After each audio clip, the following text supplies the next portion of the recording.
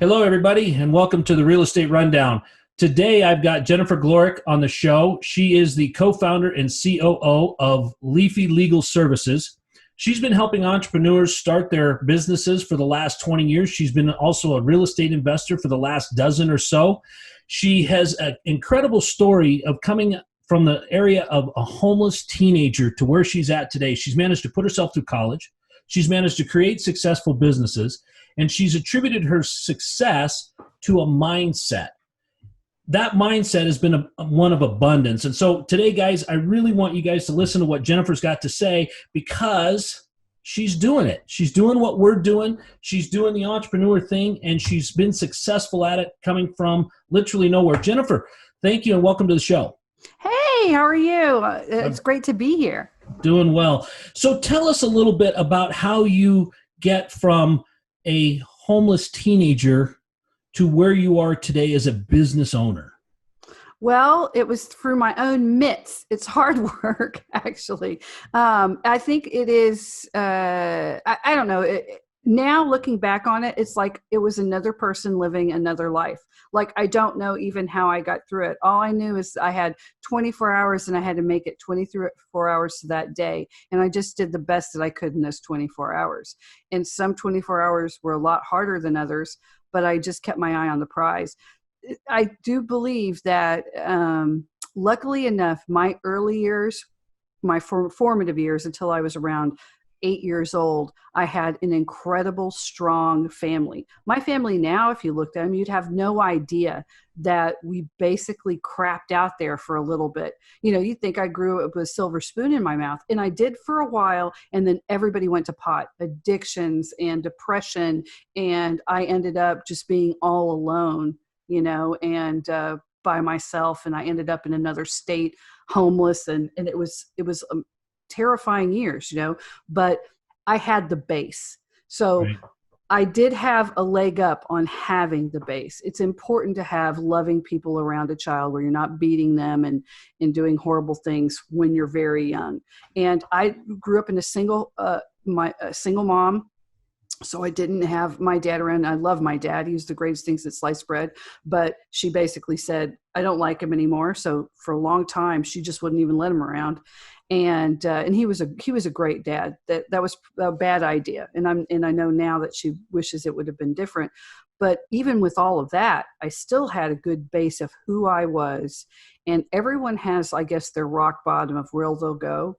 So I might have been homeless, living in a bush, you know, lying just to get through college and do things, you know, cobbling things together left and right, sleeping maybe 2 hours a night. But I didn't sink any lower. I felt like this is just something I have to get through because I knew where I wanted to go. And so I would tell people, if you, with children, instill in them that they are worthy creatures and that they deserve you know, a good life and a decent life, and God loves them and God's with them. And I think that really helped me through more than anything else. Because I saw kids that didn't have that, and they came from a lot more, and they crapped out very quickly. You know, and that's an amazing insight too. It does, when you look at those that have succeeded, whether they came from success or not, it comes with what they grew up with as their own self-value and how the people around them directed that value into them and let them know that, hey, times are tough, but it's the tough people that make it through tough times because they pull together. That's really some great insight. And I'm sure that has helped you encourage a lot of others because, guys, I don't know too many people that have a more inspiring came from the bottom story than that. So Jennifer, where has that taken you now? I mean, so we started out there, but you've grown and you've had businesses. I mean, how high have you come from there? I mean, it's a whole world of difference. You know, when I was young, my mother owned the largest employment agency of her kind, and she ended up running it for 54 years and then finally selling it, going through a really dark phase where it was really bad, you know, but she managed to hold on to it.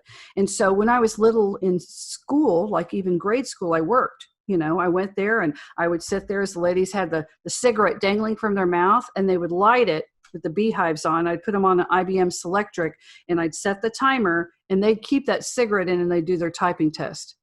And I would sit there in fascination, just waiting for that ash to fall on the typewriter, and it never did. I mean, these women were amazing. 80 words per minute without autocorrect, when they had to manually space things. And when you bold a word, you would type the word, go back, click the backspace, and type it again. And that's how they used to bold a word. I mean, and they would do it. And so the idea of working and having value through work, sitting there as my mom would playing, as my mom would interview people, and listening to their stories of, I just need a job. Just let me feed my family.